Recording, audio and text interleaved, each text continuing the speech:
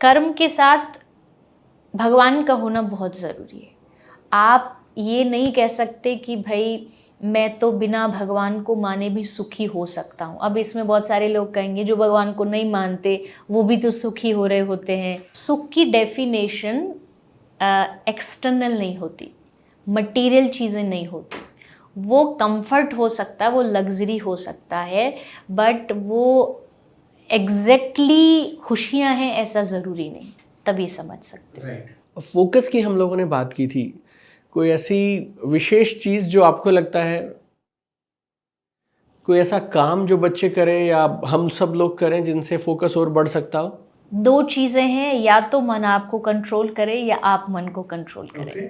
अब क्या होता है कि हम दिन भर के काम में लगे रहते हैं, हम रोज़ स्नान करते, नहाते, हम शरीर को साफ करते, लेकिन हम डेली बेसिस पर मन की सफाई करना भूल जाते हैं। मैं अक्सर एक बात कहती हूँ, हम एक नहीं, हमारे पास दो शरीर है। Okay. एक है एक्सटर्नल बॉडी, एक है internal body, hardware software. Hardware पे रोज़ ध्यान दे रहे हो, अच्छे दिखें, फैशन सेंस अच्छा हो, लेकिन सॉफ्टवेयर पे ध्यान नहीं दे रहे कि उसको कैसे साफ करें, मन को कैसे साफ करें, क्योंकि मन की स्वच्छता आपको फोकस बनाती है। तो मन की स्वच्छता के लिए क्या करना चाहिए? जैसे आप हर रोज़ आपका एक टाइम टेबल सेट होता है कि रोज़ उठ के नहाना है, वैसे मन की सफाई के लिए हर रोज़ सुबह उठ करके आपको थोड़ा सा समय भगवान को देना चाहिए। आप उसमें कोई भी काम कर सकते हैं। जैसा मैंने कहा, अगर आप चांटिंग में बिलीव रखते हैं वो करिए। बहुत सारे लोग मेडिटेशन करना चाहते हैं ताकि उनका माइंड स्थिर रहे, वो आप कर सकते हैं। आप गलती क्या है कि जिस दिन के सबसे महत्वपूर्ण ज़रूरी टाइम में हमको माइंड में पॉजिटिव चीज़ें डालनी चाहिए होती हैं, उस समय हम नेगेटिव डाल रहे होते हैं। सुबह उठते ही हम न्यूज़पेपर पढ़ेंगे। न्यूज़पेपर में क्या आता है? सब कहाँ कौन चोरी हो गई, कहाँ किसने किसका गलत कर दिया, वो सारी न्यूज़ सुबह सुबह जा रही है। न्यूज़ चैनल खोल के सुबह बैठ गए, या फिर अपने सुबह उठ करके फ़ोन में बिज़ी हो जाते, वहाँ से नेगेटिव चीज़ें हम ग्रैस्प करते हैं। तो आई थिंक सुबह का एक ऐसा टाइम है, पूजा पाठ जो हमारे ऋषियों ने कहा था कि भाई ब्रह्म मुहूर्त में करना चाहिए, उसका रीज़न और कोई नहीं था, यही था कि सुबह का जो आप जब जागते हो तब एकदम माइंड फ्रेश होता है। उस फ्रेश माइंड में आपको कुछ अच्छी एक्टिविटीज़ करनी चाहिए। अच्छी एक्टिविटी करो। अगर आप भगवान में बिलीव करते हो, आप पूजा पाठ करिए, आप थोड़ी देर भगवान के सामने बैठिए, कीर्तन करिए, नाम जाप करिए। भगवान में नहीं भी मानते तो भी थोड़ी देर आप बैठकर स्थिर हो करके अपने आज के थॉट प्रोसेस को डाइजेस्ट करिए, जो आपने कल किया और जो आप आज आगे के लिए करने वाले। ये एक अभ्यास है जो हर आदमी को सुबह उठ करके करना ही चाहिए। 10 मिनट कम से कम अपने आप को दो। जब आप सोच रहे हो तो आप ये सोचो कि क्लीनिंग हो रही है अंदर की, आपकी जो इनर बॉडी है ये उसका शावर है, आप उसको स्नान करा रहे हो, आप उसको नहला रहे हो, तो वो आपको धीरे धीरे फिर आप अपने आप देखोगे, आप जिस काम को जहाँ कर रहे होगे। अगर मैं यहाँ बैठ के अगर आपसे बात कर रही हूँ तो अभी मेरे दिमाग में दूसरी कोई चीज़ नहीं है, चाहे लाख चीज़ें चल रही हो मेरे जीवन में, लेकिन अभी के लिए मेरा जो दिमाग है, मेरी जो बातें हैं वो आपके साथ है, और उस बात में मैं दूसरी चीज़ों को भूल जाऊंगी। ये चीज़ें जो हैं ये आपके डेली के जीवन के एक पर्टिकुलर डिसिप्लिन जो आपका लाइफस्टाइल होती है ना, उसी से आ सकता है। डिसिप्लिन लाइफ होना इज मस्ट, उसके बिना आप फोकस हो ही नहीं सकते। तो अपने लाइफ का एक चार्ट होना चाहिए, chart in the sense written. बहुत सारे लोग कहते हैं रिटन में बनाइए, आप रिटन में बनाइए। आपको पता होना चाहिए कि इतने से इतने समय पर चाहे कुछ भी हो जाए मुझे ये काम करना है, और अपने आप देखोगे फोकस इतना बढ़ जाएगा आपके जीवन में ये एक्टिविटी करने से कि मन नहीं लग रहा था, मन लगने लगा, कंसंट्रेशन नहीं थी, कंसंट्रेशन पावर बढ़ गई। ये इसी चीज़ से आती है। कभी भी मेरी लाइफ के कुछ रूल होने चाहिए जिसको मैं किसी के लिए भी दुनिया में कॉम्प्रोमाइज़ नहीं करूँगी। चाहे मेरे फ्रेंड मुझे कितना भी फोर्स कर ले, कितना भी कह ले नहीं तुझे स्मोकिंग करनी चाहिए। मेरी लाइफ का ये एक रूल है कि नो मतलब नो। चाहे मेरा कोई कितना भी प्यारा हो कि भाई मैं तेरे लिए जान दे दूँ, मैं तेरे लिए ये कर दूँ, पर मेरे लिए जिन चीज़ों के लिए कॉम्प्रोमाइज़ की जगह नहीं है तो नहीं है मेरे वो।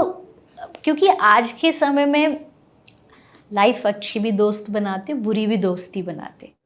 बहुत ज़्यादा उनको चुनने में समझदारी रखनी चाहिए। अक्सर जब भी हमें कोई गलत हैबिट्स डाली जाती है तो इसी बहाने डाली जाती है, अरे दोस्त नहीं है तू मेरा। पर ये बहुत लोग बोलते हैं हाँ कि आप बोल तो देते हो कि ड्रिंक्स नहीं लेने चाहिए, लेकिन अब पार्टी में जाएंगे, मेरे अलावा बाकी 6 लड़के तो ले ही रहे हैं, तो अब मैं उन्हें कैसे मना करूं, और अगर ड्रिंक्स नहीं तो मतलब दोस्ती खत्म। दोस्ती खत्म। मेरे लिए इतना नहीं कर सकता था। हाँ, मेरे लिए इतना नहीं कर सकता। और उस वक्त वो पीयर प्रेशर सच में रियल होता है और लोग सच में ऐसा मतलब फील करते हैं, और तभी हमें आके भी बोलते हैं ये वाली बात कि सर आपको नहीं पता वहाँ पे कितनी टाइट सिचुएशन थी बस, और वहीं से फिर वो रास्ता नहीं, इसलिए मैंने मेंशन किया कुछ लाइफ के ऐसे रूल हो जो जिसका आंसर पूछने वाले को पहले ही पता हो कि इसका आंसर नो ही मिलने वाला है, चाहे मैं एक बार कहूँ, चाहे 10 बार, चाहे 1000 बार कहूँ।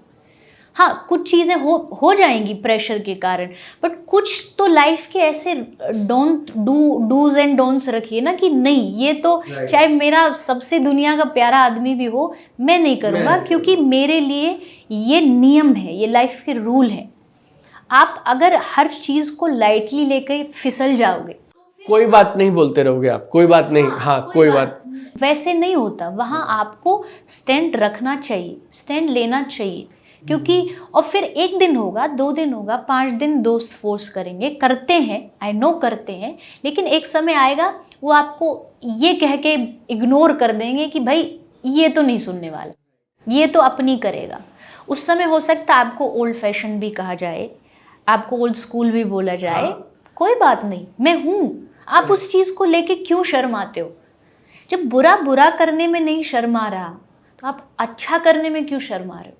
और आई थिंक यही कलयुग की निशानी है कि बुरे लोग तो बड़े शौक से कह रहे हैं कि हाँ मैं तो ये खाता हूँ, मैं तो नशा करता हूँ, और जो अच्छे करने वाले वो बेचारे चुपचाप कोने में बैठे, किसी को पता ना लग जाए कि भाई ये ड्रिंकिंग नहीं करता, ये स्मोकिंग नहीं करता। ये कलयुग है कि भाई आप गलत चीज़ को शर्म कर रहे हो, बट ऐसा नहीं होना चाहिए। आपको खुल के अपने जीवन में जब आप हर चीज़ के लिए कहते हो कि भाई माई लाइफ माई रूल्स, तो फिर यहाँ जाके आप कैसे फिसल सकते हो? तो वहाँ भी कहिए ना माई लाइफ माई रूल्स।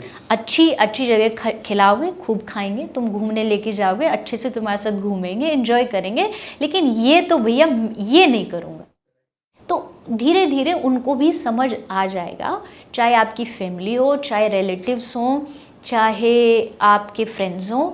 एक टाइम पर जब हर बार उनको ना मिलती है तो एक टाइम आता है जब वो कहना बंद कर देते हैं। उनको पता है कि ये तो भैया अपनी मन मर्जी करेगा, अपने आप को वैसा बना लीजिए अच्छी चीज़ों में। परफेक्ट। बहुत सारे सवालों के जवाब मुझे विश्वास है आज ऑडियंस को मिले होंगे।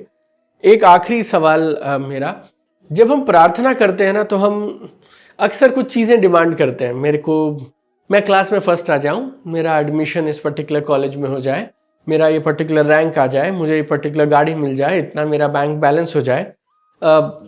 कई बार वो चीज़ें नहीं मिलती हैं और फिर ऐसे लगता है भगवान मैंने पूरी आस्था से प्रार्थना करी, मैं वृंदावन भी आया, बांके बिहारी जी के मंदिर भी आया, और मैंने 101 रुपये का ये भी चढ़ाया, और मैंने मेरी पूरी आप हैं तो अब मुझे दिलवाइए, और वो ना मिले तो फिर लोग निराश होने लगते हैं और ऐसा मानने लगते हैं शायद है नहीं भगवान, वो सुनते तो है नहीं, मेरे साथ ही ऐसा होता है, मेरी तो कभी नहीं सुनी गई, इस तरह की बातों पे आ जाते हैं। तो आप इस बात पे क्या बोलना चाहेंगी? देखिए, पहली बात तो मैं इस कॉन्सेप्ट से टोटली डिसएग्री करती हूँ कि भाई भगवान से कोई चीज़ मांगनी चाहिए। मैं हमेशा ये बात बोलती हूँ कि नहीं, भगवान को केवल मांगने की चीज़ नहीं है, भगवान प्यार करने की चीज़ है। अगर आप इस स्वार्थ से मंदिर जा रहे हो, 100 रुपया का प्रसाद चढ़ा दे, तो आप भक्ति नहीं कर रहे, आप तो डीलिंग कर रहे हो, आप बिजनेस कर रहे हो। भगवान बिजनेस के लिए नहीं है। बिजनेस में लेन देन चलता है, लेकिन जीवन में भगवान से लेन देन नहीं कर सकते। उसने तो तुमको इतना दिया, सारा जीवन भी उसके लिए अगर दे दोगे तो भी उसका कर्जा नहीं उतार सकते। इतना कुछ भगवान ने हम सबको दिया है। ना मिलना मिलना, इसका भगवान से कोई लेना देना नहीं है। ये अगर मिल रहा है तो आपने कुछ अच्छे कर्म किए हैं जिसकी वजह से मिल रहा है, और अगर नहीं मिल रहा है तो वो भी मेरे कर्मों का परिणाम है कि नहीं मिल रहा है। और कभी कभी ना मिलना भी एक ब्लेसिंग होती है। ये एक टाइम पर जाके समझ आता है। ना मिलना भगवान की कृपा होती है, क्योंकि आप सोच रहे हो यहाँ तक, वो सोच रहा वहाँ तक। अभी आपको लग रहा है कि मैंने तो भगवान से बोला था कि ये दे दो, नहीं दिया उन्होंने। क्यों? क्योंकि उनको पता था आज ये मिल जाएगा तो शायद इसी में इसकी जर्नी, यात्रा खत्म हो जाएगी। इसको बहुत बड़ा देना है, आगे तक देना है।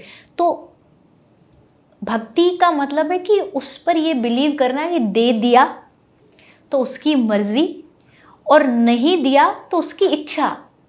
उसकी इच्छा में भी एक बहुत बड़ी राज, कृपा छुपी है, ब्लेसिंग छुपी है कि शायद वो एक लंबे समय के लिए मुझे कुछ आगे बढ़ाना चाहते हैं। क्योंकि उसकी कृपा सचमुच कोई नहीं समझ सकता। भगवान की कृपा बहुत अलग होती है, टेढ़ी होती है।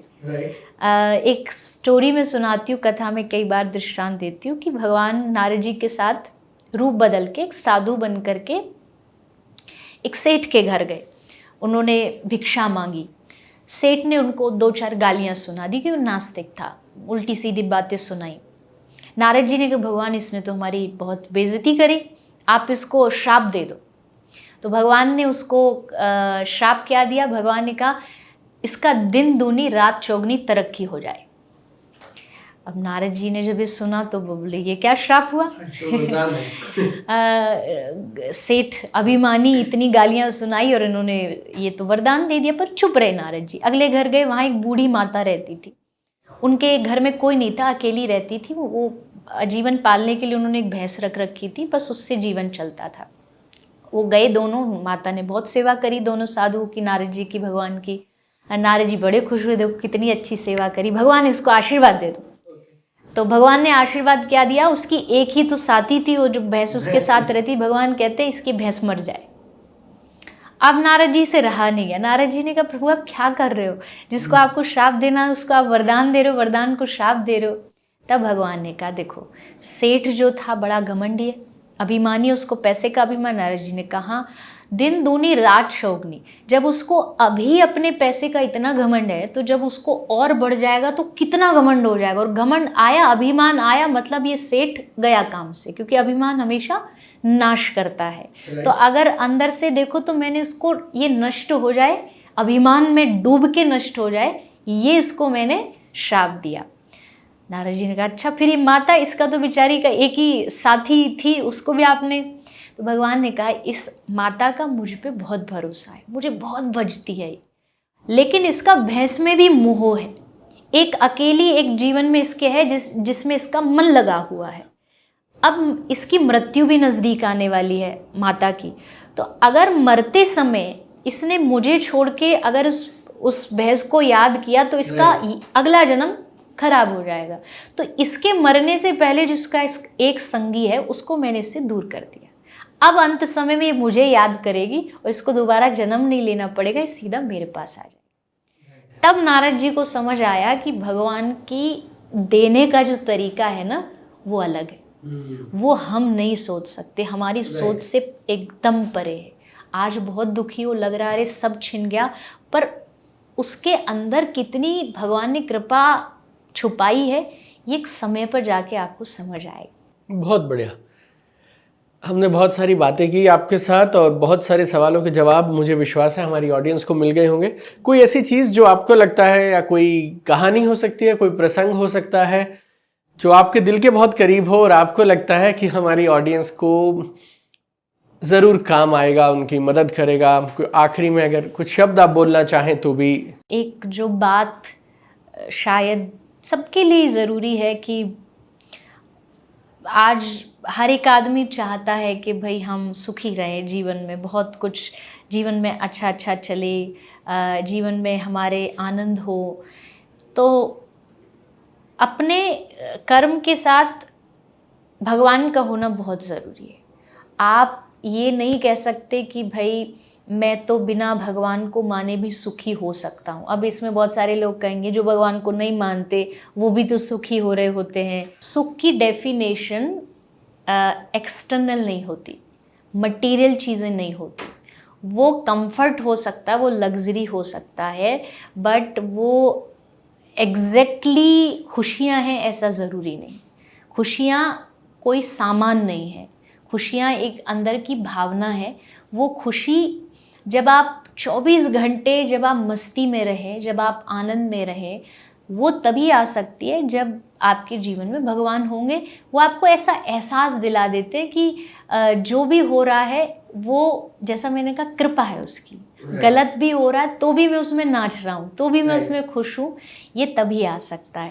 तो मेरे ख्याल से सही डायरेक्शन में खुशियों को ढूंढिए, मेहनत भी करते रहिए। आपके परिवार, आपकी फैमिली आपके लिए जितना ज़रूरी है वो भी काम करिए।